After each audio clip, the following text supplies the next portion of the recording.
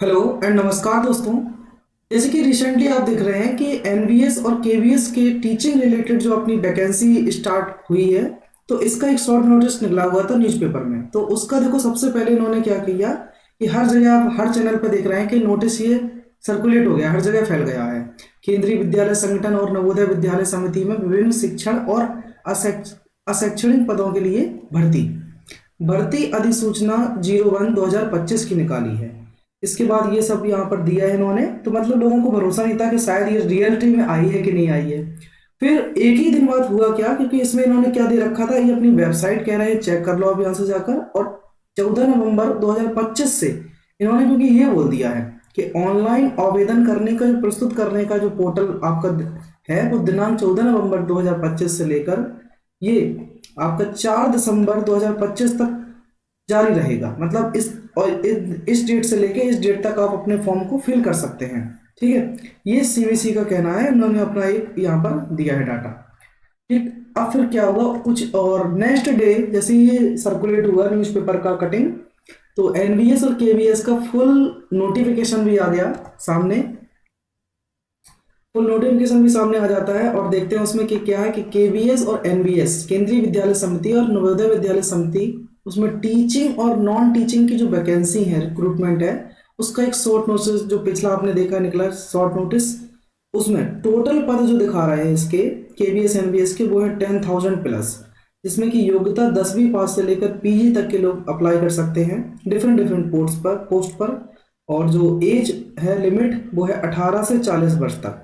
आवेदन तिथि आप देख सकते हैं, ऑनलाइन करने की जो तारीख होगी वो 14 नवंबर से लेकर 4 दिसंबर तक रहेगी। और पद जो आपको देखने को मिल रही है, कौन कौन से पोस्ट पर आप अपने अप्लाई कर सकते हैं, तो वो आपको TGT, PGT, PRT, ASO, junior assistant, MTS, librarian, stenographer, ये सभी उसमें पोस्ट दी गई हैं। इसके अलावा भी कई सारे पोस्ट दिए जाएंगे। फिर आप आगे देखेंगे कि यहाँ पर अब कुछ क्राइटेरिया दी गई है, जैसे कि कुछ फीस वगैरह की नेक्स्ट पेज पर दिखाऊंगा मैं आपको। यहाँ है वैकेंसीज कि नॉन टीचिंग और टीचिंग वैकेंसीज, ये सब के बारे में। तो नॉन टीचिंग पोस्ट इन केवीएस, ये नॉन टीचिंग वाला पोस्ट है। ठीक है, और अगली वाले पेज पर आपको यहाँ फीस वगैरह दी गई है। टीचिंग वाला मैं आपको सीधा नोटिफिकेशन में ही दिखाता हूँ। तो आप देखो, ये नॉन टीचिंग वाला पोस्ट है केवीएस में, तो ये है एडमिनिस्ट्रेटिव ऑफिस, एडमिनिस्ट्रेटिव, एक second, administrative officer, finance officer, assistant engineer, assistant section officer, ASO, junior translator, senior secretariat assistant, junior secretariat assistant, stenographer first और stenographer second. Same to same यहाँ पर आप देख रहे हैं कि नॉन टीचिंग वैकेंसी जो कि नवोदय विद्यालय समिति में भी आई है, ये है जूनियर सेक्रेटरीट असिस्टेंट, जो कि हेड क्वार्टर आर कैडर के अंदर है, और जूनियर सेक्रेटरीट असिस्टेंट ये जेएनवी कैडर के अंदर में है। उसके बाद लैब अटेंडेंस है, मल्टीटास्किंग स्टाफ है, ये सब इसमें दिए गए हैं। वैकेंसीज आप देख सकते हैं कि इसमें 9 ओबीसी में, 149 आपके जेएनवी कैडर में है, 33 है फिर, और 5 है एससी जनरल, ये सब दी गई हैं आगे।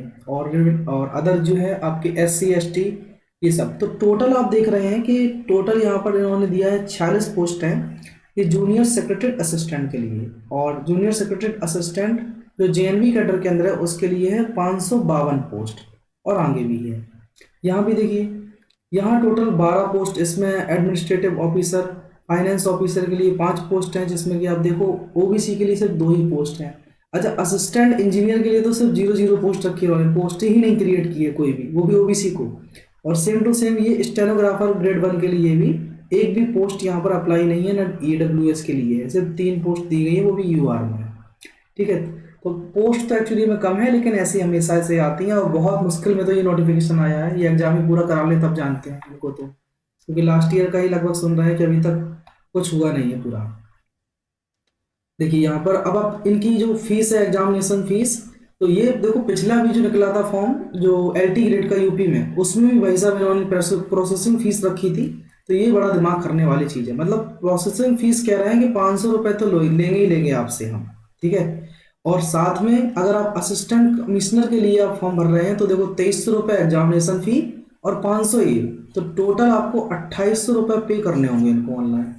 प्रिंसिपल पोस्ट के लिए आप अप्लाई कर रहे हैं तो 2300 और 500, तो ऐसे ही आपको सभी आगे दी गई हैं। ठीक। पीआरटी पोस्ट के लिए देखो, पीआरटी में कई लोग अप्लाई करेंगे जो बीटीसी वगैरह है, तो इनकी फीस है 1500 रुपये ये और 500 ये। ठीक है, तो ये सब इसमें फीस वगैरह दी गई है। अब मैं फुल फ्लैश आपके सामने चलता हूँ नोटिफिकेशन को लेकर। तो जो नोटिफिकेशन है आपके सामने जो आज आया है, कल, आज और कल में आया था, वो ये रहा आपके सामने। ये फुल नोटिफिकेशन आपको दिया गया है यहाँ पर, आप देख सकते हैं। ये केंद्रीय विद्यालय, एक सेकंड दोस्तों, ये है केंद्रीय विद्यालय संगठन और नवोदय विद्यालय समिति, इनके पूरा यहाँ पर दिया गया है। आगे देख सकते हैं इन्होंने अपना नोटिस नंबर दिया है 012 रिक्रूटमेंट नोटिफिकेशन 012025 का, ये सब।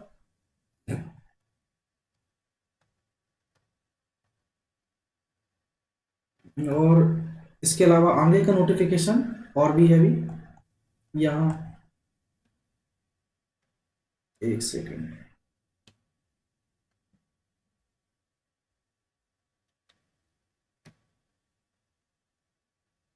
ठीक है, ये इधर से चल नहीं रहा था एक्चुअली में फ्रेंड, अब ठीक है।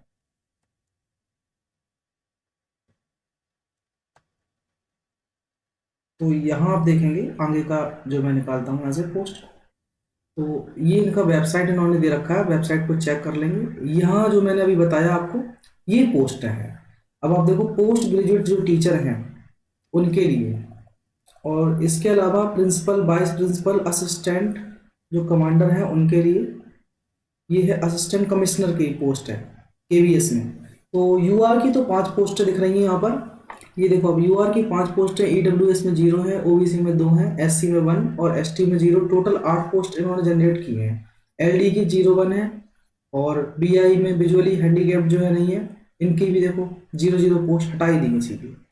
ठीक है, इसके अलावा प्रिंसिपल की पोस्ट अगर आप देख रहे हैं, तो प्रिंसिपल की पोस्ट के लिए, ये प्रिंसिपल की पोस्ट के लिए आप केवीएस में देखो कि टोटल तो यहाँ पर दे रखा है उन्होंने 134 हैं केवीएस में प्रिंसिपल पोस्ट के लिए, और एनबीएस में सिर्फ 93 है यहाँ पर। ठीक है, इसके अलावा आप देखेंगे वाइस प्रिंसिपल की पोस्ट के लिए 31 यूआर में है, 15 ओबीसी में है। और पोस्ट ग्रेजुएट जो टीचर है, आप क्योंकि ये ज़्यादा अप्लाई करेंगे हमारे, पोस्ट ग्रेजुएट टीचर हिंदी के लिए, हिंदी पोस्ट के लिए यूआर 52, ओबीसी 33 और ईडब्ल्यूएस 12। तो टोटल ये 124 सीट दी गई हैं, जिनमें एससी एसटी दिए गए हैं। तो ये Hindi, English, physics, chemistry, mathematics, biology, history, geography, economics, commerce, computer science और बायोटेक्नोलॉजी के टोटल मिलाकर 614 पोस्ट हैं जो कि यूआर में है, और 141 ईडब्ल्यूएस और ओबीसी का 390 पोस्ट हैं। ठीक है, तो सबसे ज़्यादा इन्होंने यूआर में दे रखा है। इसके आगे ये नीचे आपको पोस्ट ग्रेजुएट टीचर पीजीटी के लिए मिल जाएंगे, सेम टू सेम इस तरीके की पोस्ट हैं, सभी दी गई हैं उनके सब्जेक्ट वाइज पीजीटी टीचर के लिए।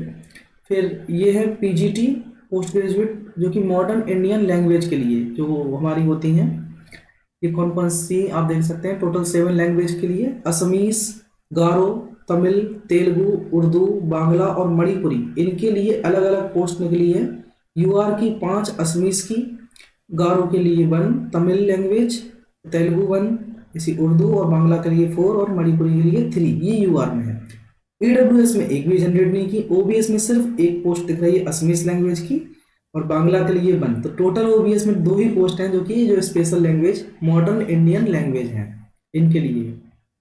ठीक है, अब आते हैं टीजीटी। तो टीजीटी में आपके अच्छी खासी थोड़ी देखने को मिल रही है वैकेंसी। हिंदी की हिंदी की टोटल वैकेंसी 13 है, और इंग्लिश की टोटल 314 वैकेंसी है। तो आप चाहें तो इंग्लिश का अप्लाई कर सकते हैं फॉर्म। और संस्कृत में 529 सीटें हैं। सोशल स्टडीज में 327 देखने को मिल रही है, अच्छी खासी सीटें इसमें भी दी गई हैं। और मैथमेटिक्स में 413 सीटें हैं, इधर से आप अप्लाई कर सकते हैं, जिसमें कि ओबीसी 111 है और जनरल 170 है।